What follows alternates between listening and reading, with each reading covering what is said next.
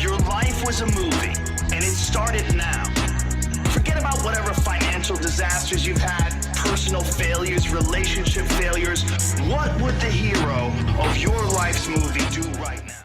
Hello and welcome to Dad's Dating After Divorce. My name is Jude Sandoval. I am your co-host and the founder of the Divorce Davik community. And my colleague and co-host here is Ralph, and I go by the pen name DSO. My website is dadstartingover.com, and I also founded a men's group called the DSO Fraternity. All right. Well, Ralph, I am pleased today to have found our guest, and she is a femininity and feminine embodiment coach with more than 200 podcasts, which exceeds our number of podcasts, I think combined, interviews under her belt. And the conversations she's had with real women worldwide, hundreds of hours of coaching, plus her own personal experience have shown her what relationship success really means for women in today's world, which I'm excited to get into, what relationship success really means for women. She has used this approach in her own relationship and can tell you firsthand that you can attract a committed masculine man without cheat sheets and dating tricks, but simply by being yourself and embracing your undeniable feminine essence. Let's welcome Anna Rova. Anna, thanks for being here. Thanks so much for having me, guys. I'm super excited.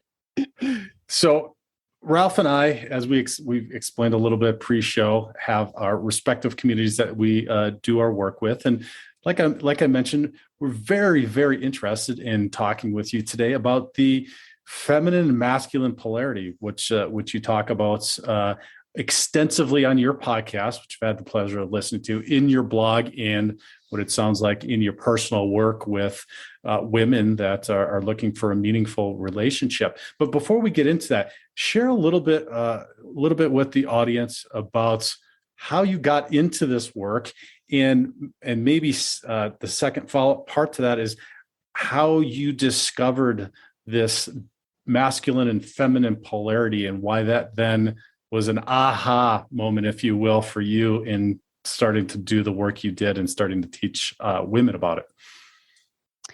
Yeah, great question, Jude.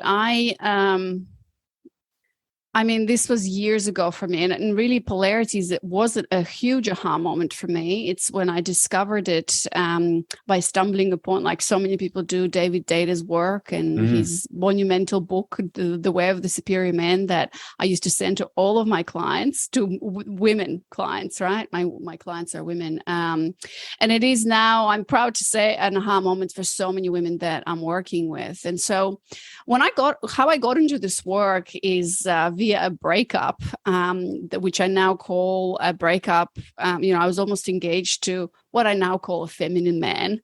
It doesn't mean it's good or bad. It's just a man who was more connected to his feminine rather than his masculine. I didn't understand it at the time. And this was maybe about 7-8 years ago when we had a breakup, and I had to date again. But prior to that, I was maybe in 2 long-term relationships, and I didn't know what dating was. I didn't know anything about men.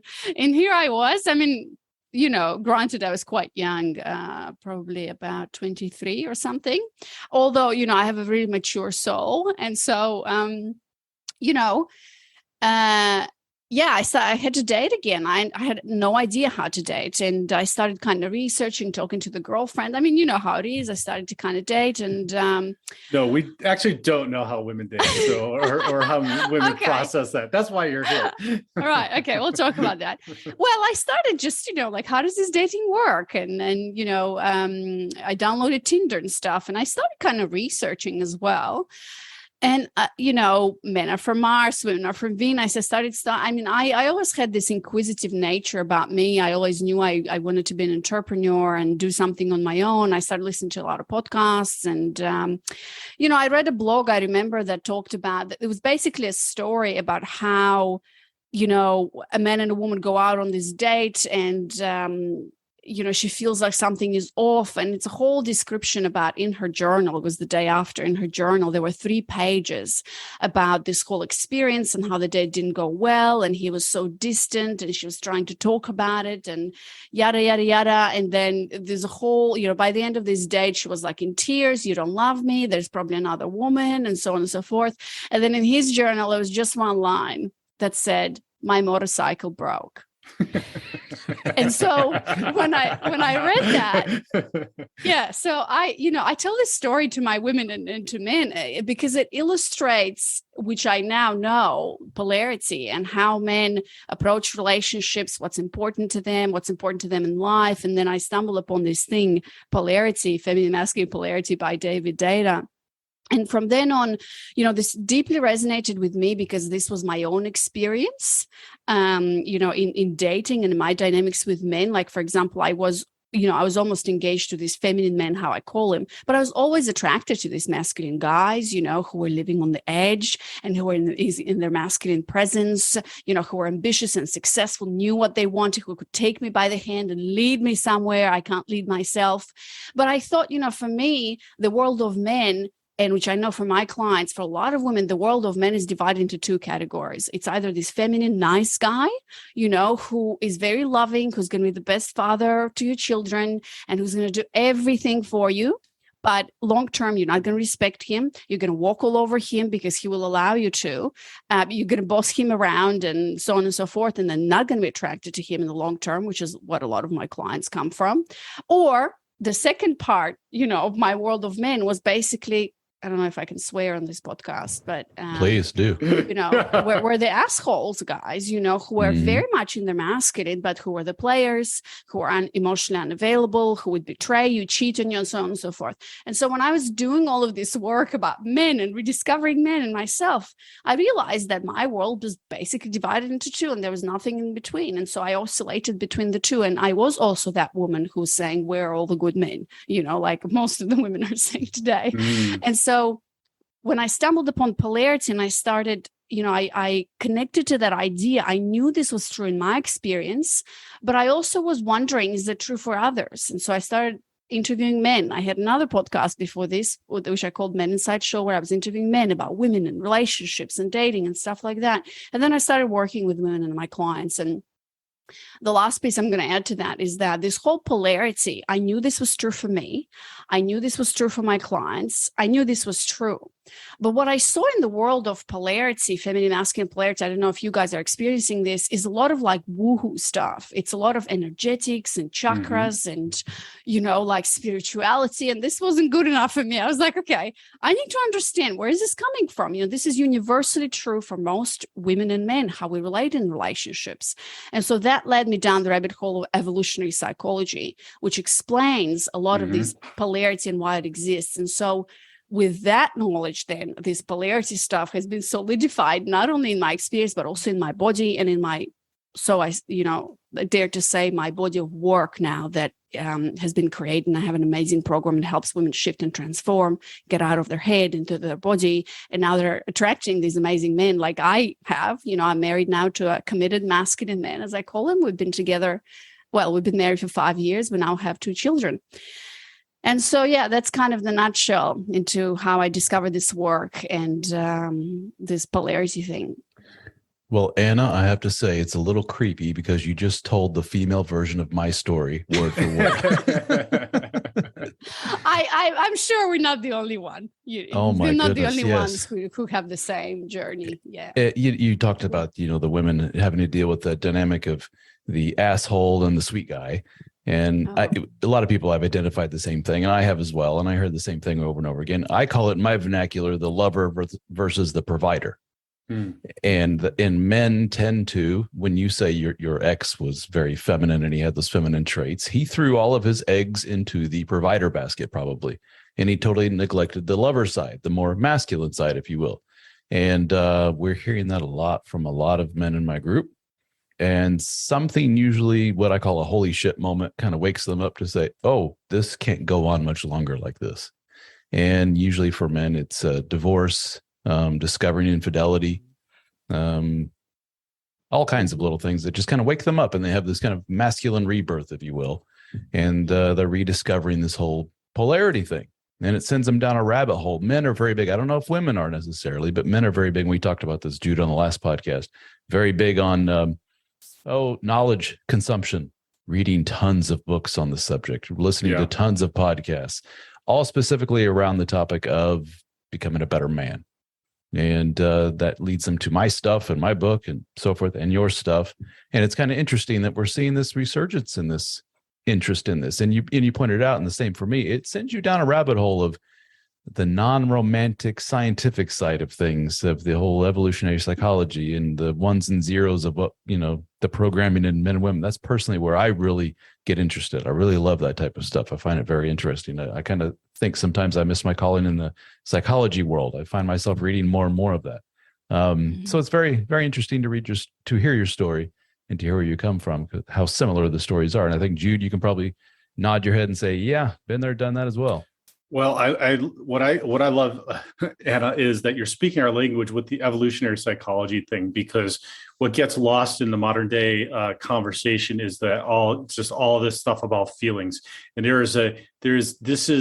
this is rooted in the way that we are created, in the way that we conduct ourselves. And we had Dr. Sean T. Smith on last week, and we were talking a little bit about David Deda's work. And that is, his stuff is spot on regarding the polarity, the masculine and feminine, and how that dynamic works together. Where it gets a little woo-woo is in practical terms, and then those practical terms is the science and the evolutionary psychology around it, and how we actually conduct ourselves in the real world. This stuff is great. Some of it just doesn't make sense to me in like how we practically deal with this when we're going through divorce, when we're starting to date again with kids, we're out on a date with somebody, and we've gotten through the breakup, we've got kids, we're trying to figure all of this out. We can't do his breathing exercises down the front, up the back, clench our sphincters and like be thinking about all this shit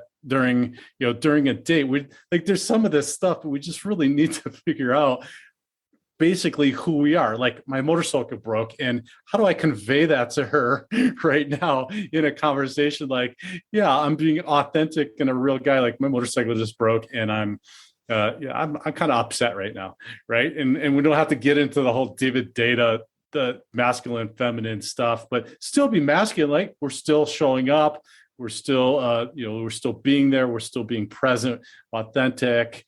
But we're also being able to share our feelings and balance some of that stuff. So speak to that a little bit, and keeping in mind that it's dads dating after divorce, and what they can do to start the process of cultivating, like Rolf said, that masculine part of them, so that they can then be attractive to a true feminine woman, which is what we're looking for. And there's scales, right? There's different scales. Men are going to have different amounts of masculinity and femininity in their own natures as women are, right? Mm-hmm. Yeah, great question. Well, first, I got to say that, the men who are listening to this podcast are already doing the work by being listeners of this conversation, and I'm definitely not the expert to I don't work with men. And so this is obviously your guys' domain, right? But sure. The fact that they, they realize, I think it's so attractive when a man just literally is exposed to this concept and, is unapologetically stepping into his masculine, where he's like, there's a lot of men who are in their feminine domain, right? We should all be hiding behind these slogans. We should all be feminists, and therefore I'm going to be a doormat and let the women rule, and then there's guys who are in between who kind of like, oh, I don't know, what is this? That's not attractive. And so by being here and listening to this, I think they're already doing the work. And I just want to tell all the men listening that, the same questions that you guys are probably asking yourself about what about the kids, and I'm divorced and all of that. Exactly the same thing women are asking themselves after divorce. And I've got a lot of clients in my program who, obviously are divorced, had 1 or 2 marriages, who have kids. Some of them don't have children. And there's so much weight behind that. There's so much, how am I going to do it with kids? And what is he going to think? And the childcare and this, how do I bring? So all of these things are on both sides. We're all dealing with the same issues on both sides. And I can tell you that, some of my clients, I've got women who've got 4 kids, right? And from different dads, and they found the right man, and they're now in a relationship, and so on and so forth. So all of that is possible. All of this is all in our heads, like all of these obstacles that we create for ourselves. Oh, I got a wife or whatever, 2, or I got all these children. Doesn't matter, like literally from doing this work for multiple years, women come up with all kinds of excuses. Oh, I live in this area, dating is terrible in New York. Oh, I live in the middle of nowhere, dating is terrible here. Oh, I've got 3 children. I've got no children. I want kids. I don't want kids. All of this literally doesn't matter. Like if you stand in your own true power as a man or as a woman, you know what you want, you know who you are, and you're attracting the right, like, if you're a man and you stand strong in that provider, protector type of energy in your masculine, and you go for it, right? Like this is what's attractive to us women. We want to be taken care of. We want to be pursued. We want to be by the right man, obviously. We want to feel safe. Like the biggest question that I ask women, how do you want to feel in a relationship? I'm a feminine embodiment coach. I'm not a coach who tells them, here's the texting guide. Here are the 10 templates to send, guys, because that doesn't work. Like, right. Okay, what are you going to say when you're on a date? Have you like memorized pre-written like it doesn't work. And so, when I work with women, I help them get out of, so back to the question, when I ask women the question, how do you want to feel in a relationship? Because this is my domain. I help women feel again, coming back to their bodies and themselves. They say, I want to feel safe in a relationship. I want to feel taken care of, nurtured, cherished, adored. That's it. They want to feel, we want to feel that. So if as a man, it doesn't matter divorce or no divorce, that all is semantics. That's what comes after, right? Like first who walks into the door is you as a man, and how strong you stand in your masculine energy, how much you know yourself. And when you sit down with me at a table and, we start the conversation, I can feel your energy. And if I feel safe with you, I can totally melt and relax into my body. I can get out of my head and not think about the groceries. What do you think of blah, blah, blah. Of course, I got to do my own work, right? But if I'm in the presence of a man who can hold the space and lead me into something that I can't lead myself, then you can see it in a woman's body. I mean, as you guys, I think you notice that when a woman just exhales, and it's really fascinating how today, especially, we as women, we go to work and we succeed. And, I work with very successful women who are single. Most of them are single. Some of them are in relationships. And there's so much tension in their bodies. They're constantly in their head. There's so much tension. They're like trying to figure things out, especially if they've got kids. That's an added layer of pressure. And so when she goes on a date, and she can be with a man who can just be here and now, and she can relax with and surrender. Oh my God, it's like the best feeling in the world. My biggest success stories are for women who are like, I didn't even know this existed. I've never met men who can pay for the date, take care of me, plan and organize. I don't need to worry about anything. He just says, you just show up and be yourself. That is the best. If you can give a woman that, and then obviously consistently pursue her, and then she's yours. Like, to me, it's so simple. Obviously there is a lot of layers to that, but that's why I love this work, because when women stand true in their power of feminine energy, in their femininity, and see the power in that, see the power in surrender, see the power in letting go of control, and then men meet them in that same place, but with a opposite polarity of the masculine, it's just incredible. This is where life is. This is where attraction is. This is where love is, and I'm just so passionate about it. And the last thing I'm going to say, when couples stay in that after they're in a relationship. This is the secret to a long-term success as a couple. Me and my husband, we just celebrated 5 years of marriage. And as a feminine embodiment coach who teaches polarity, I'm very aware of this polarity stuff. So I'm constantly working on that. And we just talked, we recorded a video about success of our marriage. And one of the biggest successes is the fact that we are in polarity. I'm still attracted to him today as I was 5 years ago. Not everything's perfect, but I'm still attracted to him. I'm still laughing at his stupid jokes, and he loves it. And so that's the secret to our marriage, pretty much. Yeah. Would you say the majority of your clientele are wanting to get married again? They're in the dating process, or do you have women that are currently in long-term relationships or marriages? Most of them are wanting to attract a partner, fall in love, get into a relationship, and get married. Yeah. I would think, looking at it from a scientific point of view, I often say that women and men both at the early stages of a relationship play like the mating game dance.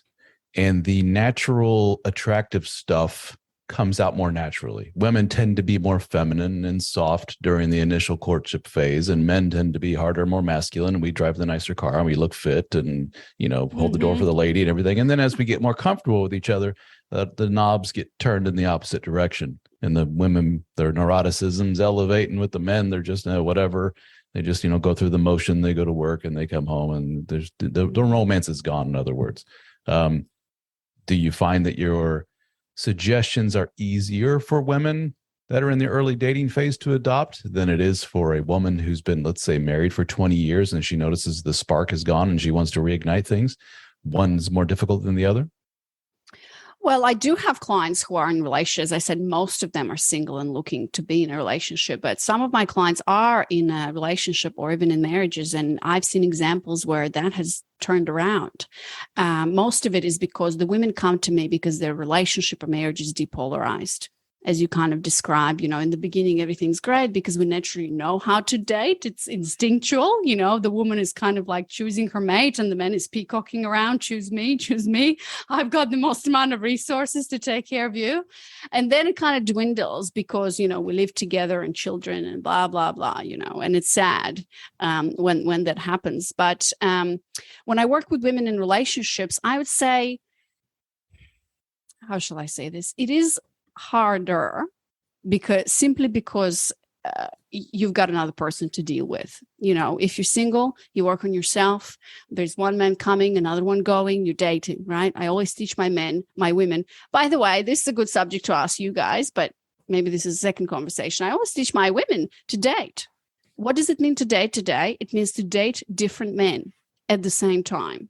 And a lot of women have this like, what do you mean date different men at the same time? And I'm like, and there's some men on my Instagram who are like stalking me and telling me that I teach the wrong stuff to the women. No, a masculine man would like you to date only him and stuff. And I'm like, you don't understand evolutionary psychology. You need to go and read some books on that or do your own work around that. But that's why, I teach them that. I teach them that because that maximizes their chances to not be stuck on one guy and think she's in a relationship and so on and so forth. And it's just choice and abundance, right? There's plenty of men in this world who will be lucky to be with me as a woman. Obviously, you come from a space of humility and stuff like that. But when you are in a relationship, you are with this one man, right? And when you're doing your own work, there's this one man that is a constant mirror to your stuff every day. You do your thing and then he comes up and he triggers this, he triggers you and so on and so forth. And so it's harder to turn that polarity around, but it's not impossible, and I've seen examples where the man doesn't even have to do anything. I mean, in the sense that, the worst advice that I can give a woman is like, go and tell your man to do this work, right? It's like, no. I work with you as a woman. And as a woman, if you step back and focus on yourself and start working on this feminine stuff within your own body, start to discover, I always say women who start working with me who are in relationships, 2 scenarios. One, as you start to work on yourself, things will turn around. The more you step back, the more your man is going to step forward and take that masculine space that's been always there for him.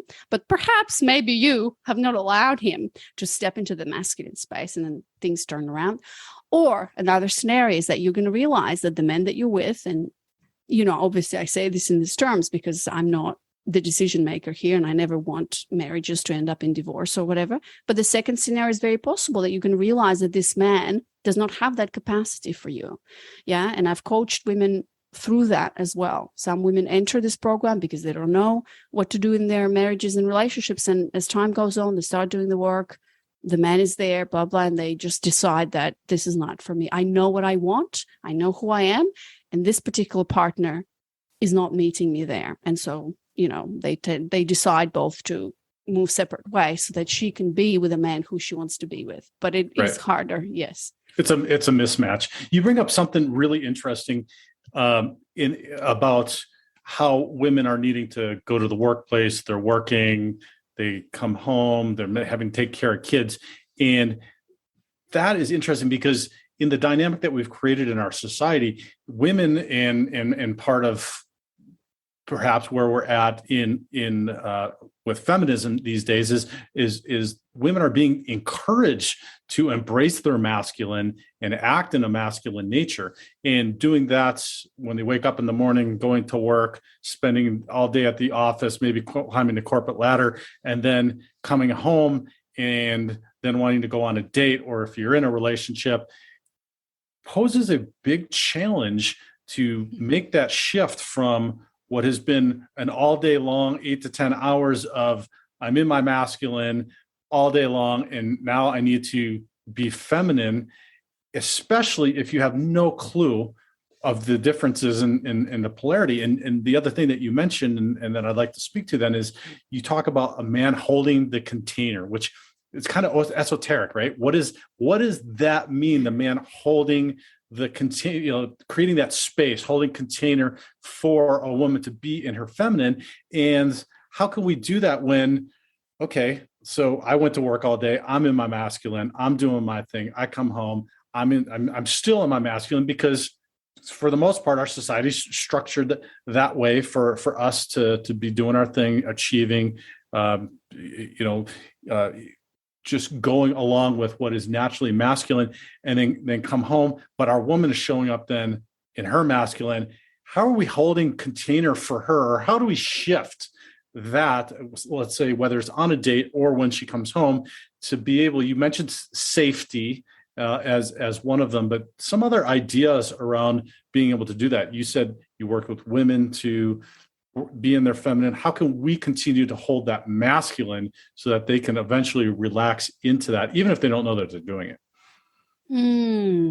That is such a good question. And you're right. I feel like this is why I started doing this work, because I saw that the more successful women become, the less happy they are in relationships with men. Absolutely. And this is precisely that, because, today, women still complain, but I'm like, we live in the world where there has never been so much opportunity and possibility for women today, right? This is the best time to be as a woman, to succeed, to go out there in the world and make whatever you want happen, right? And so you're right. What happens is that then when we want to date, and especially if we're not aware, we don't understand, where are all the good men? Why are they ghosting me, and why he's not planning that? Well, because you're planning everything, and he's like, okay, I guess you're planning everything. And so, it's really hard for a woman these days to shift. And that's what happens when I start working with women. They realize this polarity and they're like, oh my God, yes, I want to be in that feminine, but how the hell do I do that? Like, how do I switch from, controlling everything and telling people what to do and being in my head all the time? Well, I can tell you from a woman's perspective, how do we switch is through what I found to be super effective is through that technique of feminine embodiment, through that modality of feminine embodiment. I teach women a fundamental practice that I do still to this day, every day. That's why my polarity is standing and alive in the relationship, because with this feminine embodiment practice, which I call feminine flow, we teach women to allow themselves to feel and to release whatever's happening in their body, to just be here. A lot of women are afraid of losing control, are afraid to feel. We've been numbed out from the head down, right? Like from the neck down. It's scary to be in the body. A lot of women are afraid of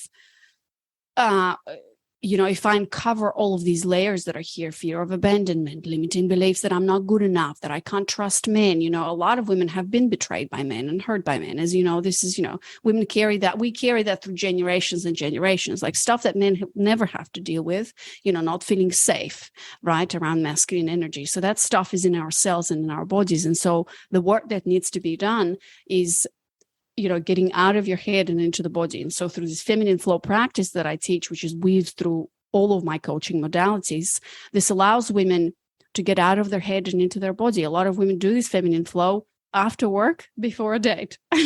This is one of those successful hacks that women do, that allows you to get into this space where, I always tell them, when you date, you're supposed to enjoy it. Like, come on the table, sit on the table on a date, not with a preconceived notion of where is this going? Is this my next husband? What's the checklist? Where are the red flags? But breathe out and be in your body and be curious about, who is this man? Do I want to see him again? Just allow yourself to be here now. That's what's really hard for women today. So through the practice that I teach, they do that. And maybe Ralph can help, because he's been successful in finding a woman, remarrying. And for men, Ralph, in creating that environment, then when you do show up for a woman to be able to do that, because I don't know if it was your experience, but my experience is like, from the time we start the courtship, if you will, whether that's you meet them in person and talking, it's this dance of like trying to take control of the situation, right? Like, okay, I'm going to be in control. So you're either going to follow or we're just not going to work out. And so creating that environment, but not that brash or being a dick about it, but just that I am in control and you can relax, whether that's I'm being forward about, this is like, I want to go out with you. I'm looking you in the eyes or I'm making the call and saying, hey, I'm interested in going out with you. And that's uncomfortable for women sometimes, but I find that the women that are in their feminine like that, right? They want you to do that, finding plans, making the plans, where you're going, when you're going to go, what you're going to do, and then showing up and then having a plan and then cultivating that opportunity for them to just be, if you will. Thoughts? And Ralph, I'm curious to hear your thoughts, because you've been successful. I'm talking out of my butt half of this, because I'm 9.5 years after this, and I'm not remarried again, which is my ultimate goal. But you are, so I'm really curious. I think this is something that a lot of men struggle with, and I think one thing that works against us is that when in a long-term relationship, many women function as the logistical managers within that relationship. They're the ones that make sure the kids go to where they're supposed to go. We need a new couch. The man could care less. Order whatever couch you want. I don't care. And that could be construed as he's letting go of control. He's just allowing the wife to take over and be the boss, while us men look at it as, these are things I could care less about. I have more important things to worry about than what red hue of carpet to get or what kind of couch to get or so forth. So we just surrender ourselves. But as we can see, those of us who've been around the block a few times, you do that one too many times, and you do that to a certain degree of severity, it can go past the tipping point pretty quick into the wife just has the say in everything in relation to the relationship. So there's a tipping point there. Now, Anna, you don't know, but as far as if you want to talk about, I don't know if alpha female is the right term or not, but a very professional woman, I married a surgeon. My wife is a medical doctor. She's a pediatric surgeon. So all day long, she's literally bossing people around and saving lives, and then comes home to me. Now, so do I stand there and go, now listen, woman, now that you've walked in the door, you can just leave all that doctor stuff behind? But no, I think early on in the relationship, we've cultivated this dynamic between the two of us where I am the person she can lean on for emotional comfort, for stability, for you're my man. But at the same time, I'm man enough to realize that when it comes to some of the logistical stuff of the house, yeah, she's on top of it. Good for her. And but I'm not also one to say I'm a man. I don't do those type of things. I'll wash a dish. I'll change a diaper. I'll do all that kind of stuff. I'm not above that type of thing. So there's that delicate balancing act. And women today have their work cut out for them. This is kind of a right turn in the conversation, but it's falls along the same lines. Control, masculine, feminine. I think, and Jude, you and I were talking about this before we got started today, that we feel sorry for a lot of women. So, for example, a woman, let's say, who used to be married for 15 years to one guy, and the guy cheats on her and leaves her with 3 kids. And all she wants is a good man, a man who checks the boxes of the lover provider. He has these both sides of the equation. He's a good balance. He's not an asshole, but he's not an overly sweet guy. He's not a super nice guy, pushover dude. That's what every woman in the world wants. So she goes out there and says, what do you have, dating world? And the dating world just says, for a lot of women, from what I'm hearing, a lot of women are saying, I found him, or a couple of guys like that, but I'll be damned if they just don't want to commit. And the reason is why? Well, the guy has 12 other girls that he's talking to. And I don't know if you're aware, Anna, that is every man's dream, to have to be doted upon by 12 different women who all say you're the most amazing thing ever. And we talked about that initial honeymoon phase of the relationship. Experience that with 12 different women at once. Hello. And then you have one woman saying, or you could commit to me. Good luck. That's tough. Especially if all those 12 women are attractive, then bingo, jackpot. Yeah. Yeah. But that's the thing. They don't necessarily have to be over the top, 10 out of 10 level of attractiveness. Just doting on your man and making him feel like king goes a long way. And in that early relationship energy, that's what we get from these women. And if the guy has the looks, the charm, and everything else, and he's one of those, top of the pyramid dudes, as we call it, he's going to have his pick of the litter. And here's some poor woman saying, I'm a genuinely good person. I work really hard. Life just took a shit on me. I'm out there trying to find Mr. Right, and I can't find him. What I've seen with a lot of these women is they, quote, settle. And it's sad. And what they typically settle for is super duper over the top, nice provider guy who just they end up having no respect for 2 or 3 years down the line. And, they're drinking 2 bottles of wine a night to deal with it. I don't know, some thoughts on that. And it kind of goes along with what we're talking about with the control and so forth. Well, Jude mentioned something about dating. And so, Jude, when you were saying you meet a woman and you're like, I'm in control here. I want to pursue and I want to let me do my thing. The unfortunate thing is that a lot of women won't allow, right? Mm-hmm. Just won't allow for that to happen. And that's on the woman, right? And so as a guy, you're just sitting there and being like, what do I do here, right? Do I back off or do I push harder or do I let her go, right? And so it's a really hard choice to make, but ultimately I'll tell you the story from the woman, from my clients, what you're experiencing now. We were experiencing the same thing on the other side, where a woman is like, this guy asks me all the questions. Where do you want to go? And I'm coming to town. Could you research and book and what do I say? And we're all standing strong in our feminine. We're like, I like sushi. I like, Mexican. I'll let you plan the rest. That's it. We always say, give the ball back, leave the ball back into his court. And if he's not picking up that ball, and if he's not picking up that check, so to say, right? Or if he's not planning organizing, he's not in his masculine, you got to let him go, So that's why we date. And so from the men's side, I would recommend, right? If a woman is like, no way she's allowing you to court and pursue, is that worth the battle? Do you want to be with that woman long term? Probably not, because there's plenty of women who would love for you to court and pursue and so on and so forth. And what's also important here is that that's also setting the dynamic right from the beginning, right? And that's why I teach women, right? You want to be with that man who holds that protector provider type of a role. It all starts from the beginning. If he chooses and initiates and pursues, and that continues, and your job is to just stay in your feminine. There's that moment of tension where I call it the dating funnel for women. It's what you DSO, you're like, what's your name, DSO? Because I'm like, you remind me of these mystery guys, the pickup guys. They have these nicknames. Yeah. So you're the DSO. You're not the mystery, but you're the DSO. You can call me Ralph. Ralph is my real name. Ralph, yeah. That's right. Sorry, yeah. I forgot. Yeah, I just heard DSO, and I'm like, okay, that's your name. So what am I saying? I lost my train of thought. With the control. Yeah, we were talking about the control, right? So I teach women to have a dating funnel, to date.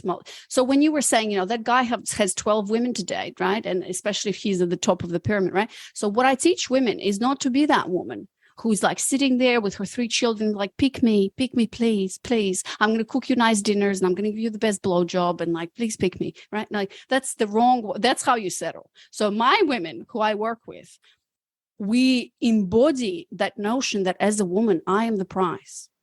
I am the prize. I know who I am and I choose. Because literally, if you look into evolutionary psychology and the mating dance, the woman chooses, not the guy. The guy can peacock and dance around and whatever, but then at the end of the day, she chooses who to let her penetrate, right?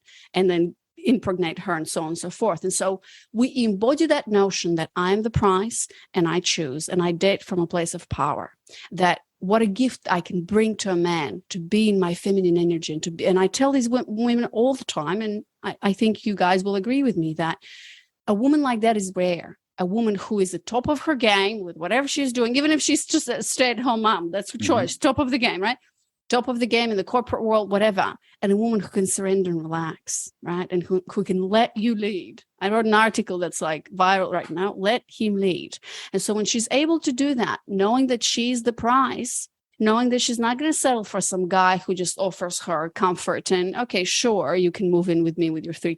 No, like I'm a powerful woman. I can do whatever the hell I want. And I can surrender.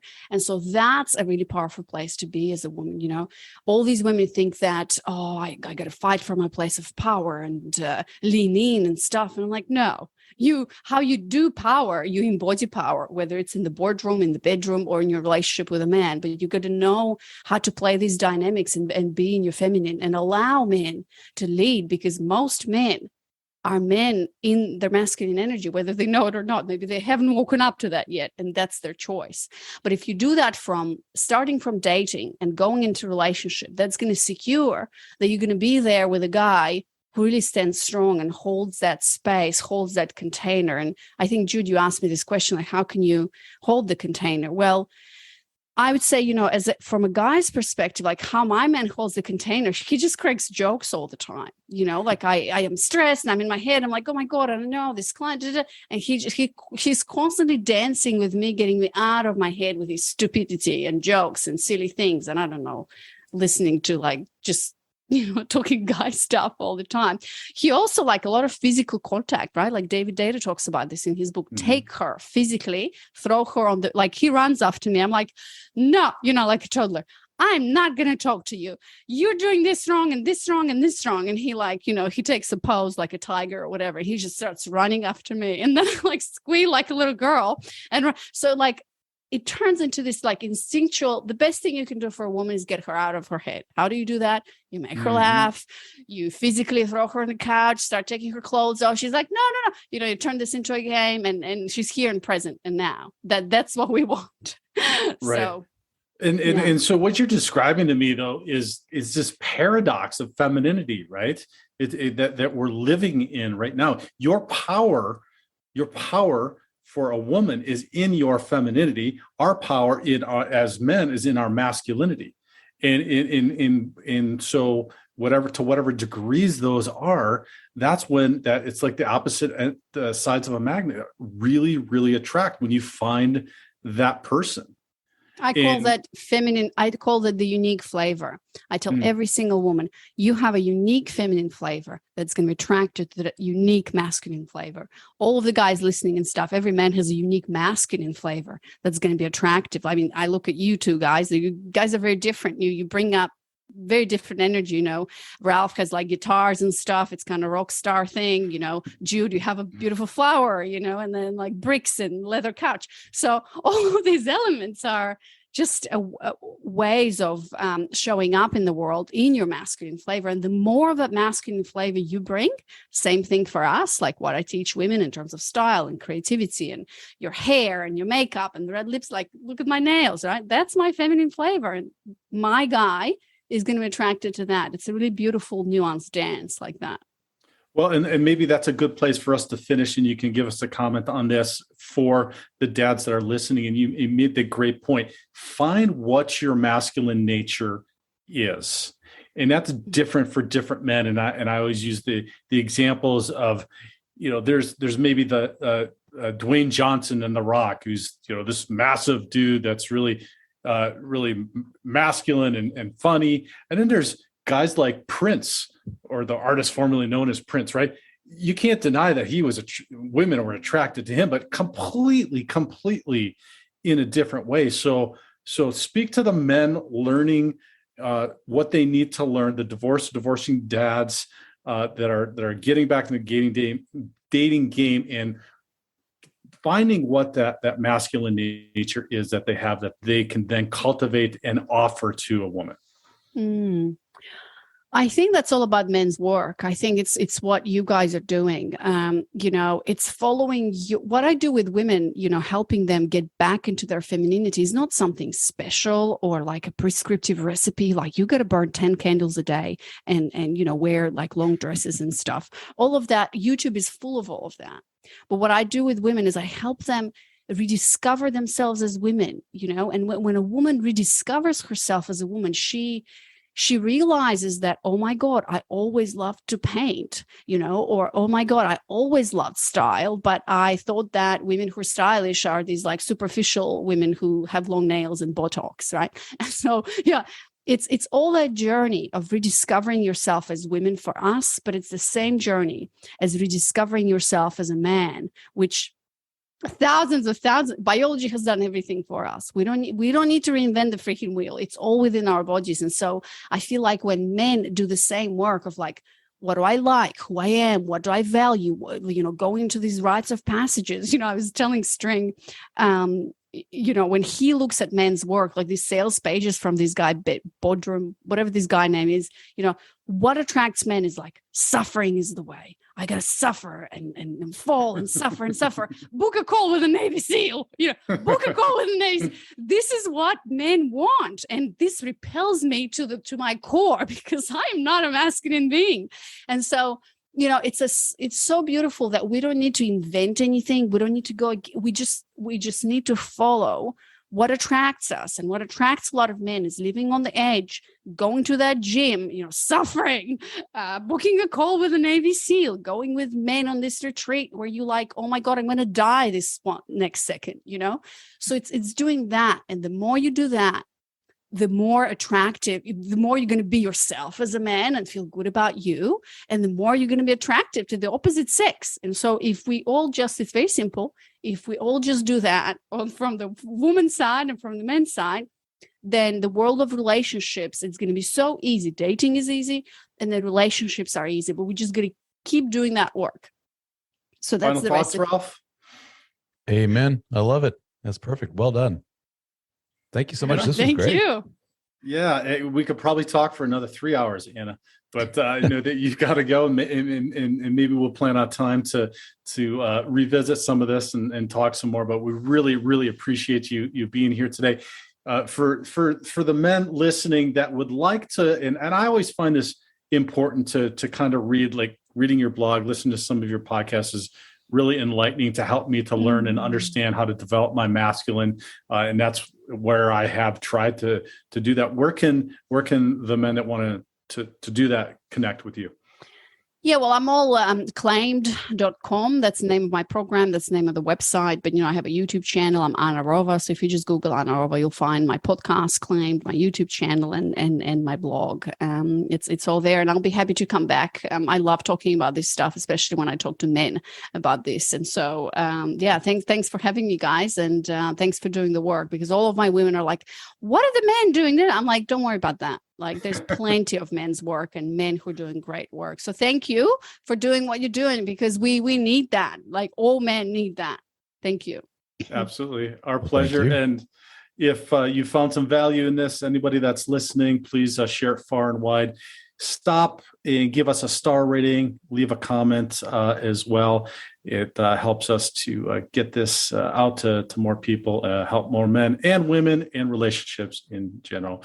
Ralph, Anna, thanks so much. Thank you, guys. Thank you. Be the hero of your own movie. If your life was a movie and it started now, forget about whatever financial financial disasters you've had, personal failures, relationship failures, what would the hero of your life's movie do right?